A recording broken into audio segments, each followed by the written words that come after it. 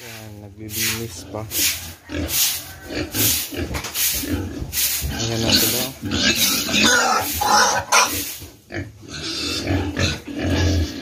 Ito yung sampo natin mga kabagis.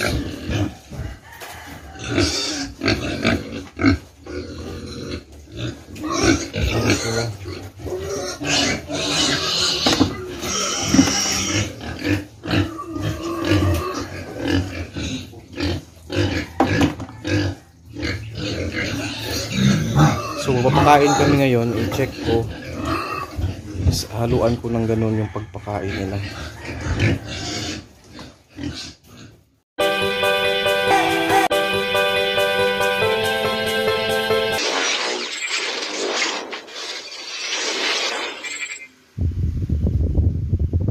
Back to my channel again mga kabagis.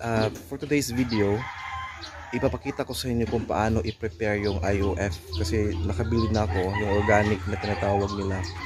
Actually hindi na sana ako bumibili nito kasi nga sulit naman yung aking mga baboy when it comes to bigat, yung paglaki, hindi naman tayo ganun ka problema. Ang akin lang dito kasi hindi ko na-apply yung baboyang walang amoy, so bumili ako ng 1 kilo, i-try ko kung mag-work, yung mawala ba yung lansa ng amoy. Kahit ngayon yung makatapos nilang magpupo mga kabagis, linisin namin yan. Minsan kasi maamoy mo talaga na mabaho, so yun yung gusto kong mawala at i-try ko to.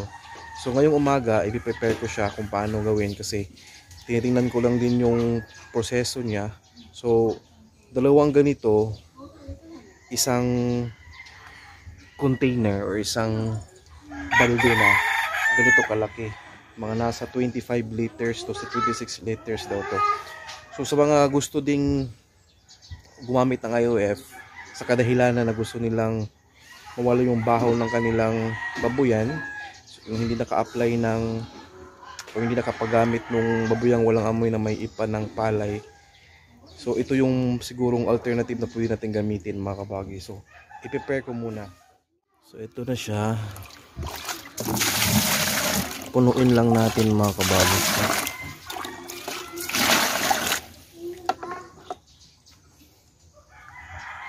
May mga tanim din kami mga kabagi, so i-flex ko lang.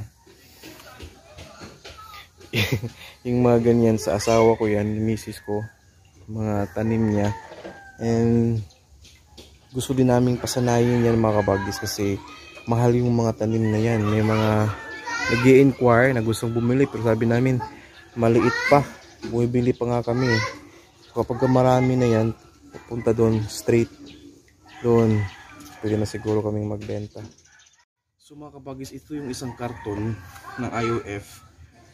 Ang laman niya na ito naman din yung 1 kilo na to. So matigas pala, parang ano, may amoy na kuwan, parang tabliya. Parang tabliya. So ito yung mga kabagis, oh, 1 kilo lang. Kumbaga susubukan ko lang kung mawala ba talaga yung amoy. So ito, i-open na natin.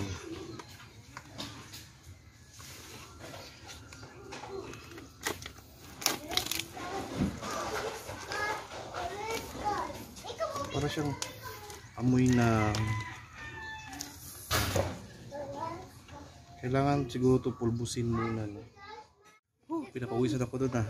So na-crush ko na mga kabagis. Ito yung resulta. Para siyang graham na ano, crushed graham. So dalawang ganito yung ilalagay natin sa isang ganitong kalaking balde na 26 or 25 liters yung laman. So yan, dalawa. So i-observe ko to mga kabagis. Dry feeding tayo mga kabagis, no? So ang gagawin ko dito,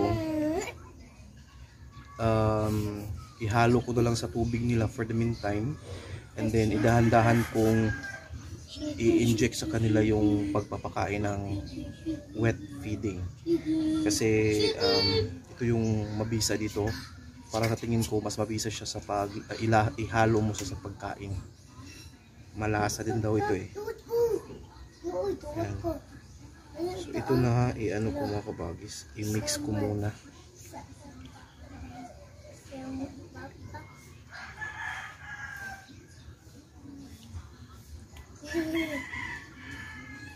Kita ko sa inyo yung resulta, yung pag-mix natin. Nakakapag. So ayun na mga kabagis, yung na-mix na IOF. Mag-comment nga kayo kabagis kung alam niyo yung ilang days yung epekto, or mapansin natin yung resulta na mawala na yung amoy, para ma-check ko rin mga kabagis. Yun, tapos na nating nagawa yung pag-mix. So, ang gagawin natin, dalhin natin to sa babuyan, then i-apply natin mga kabagis habang kumakain sila. Lagyan ko konti-konti lang yung pagkain nila, and then lagyan ko rin yung tubig nila dito. Ayan na po, first day natin gumamit ng IOF. Check natin kung totoo bang mawala yung amoy. Ito sila. So ginawa natin mga kabagis, binasa natin yung kanilang pagkain. Nilagyan natin dun sa IOF na yun.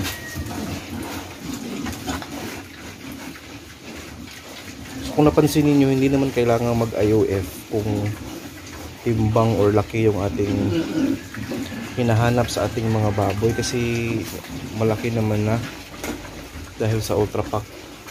Pure feeds tayo, no?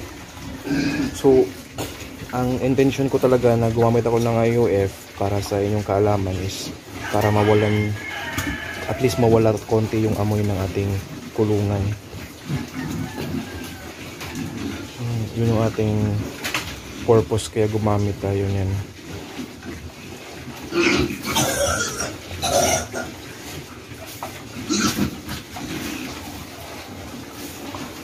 Sarap tingnan, kumakain na sila.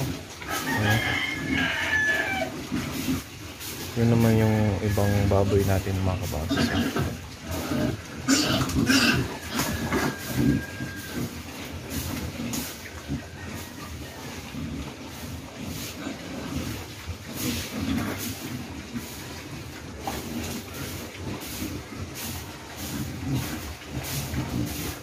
Parang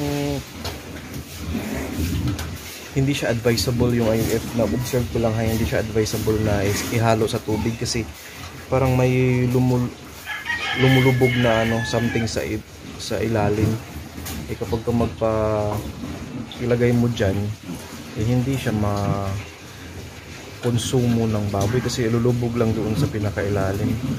So kailangan talaga ihalo mo sa pagkain mo para sulit at makain lahat nila. Yun mga kabagis, na natapos na. Nakakapagod yung kwan.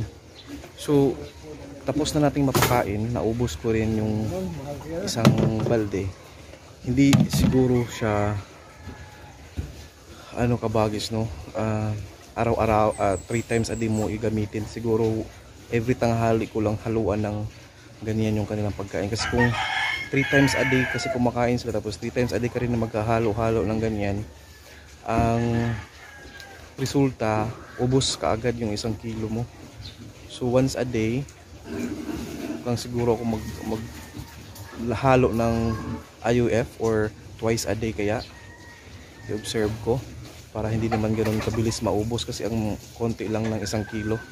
So tapos ang mahal, no? 1,000 plus yung 1 kilo nila. Kaya hindi basta-basta na na produkto kung tutuusin, kasi ganun kamahal, no? Anyway, i-correct ko lang yung sarili ko, kasi yung sabi ko Maria de Agua, Madre de Agua pala yon. Pero kasi nang nalakihan ko, Maria de Agua yung pagkakaalam ko niyan sa Cebu. Baka yun yung term namin, Maria, pero Madre de Agua yung tama pala. I-correct ko lang yung sarili ko mga kabagis. So yun, ito na sila mga kabagis, kumakain. Ayan. kapagod, amoy baboy na tayo mga kabagis. Araw-araw talaga yung mga amoy tayo. Yan.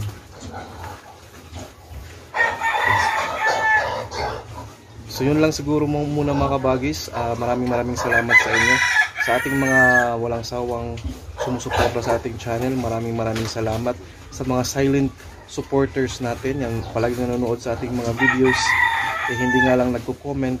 Maraming salamat sa inyo.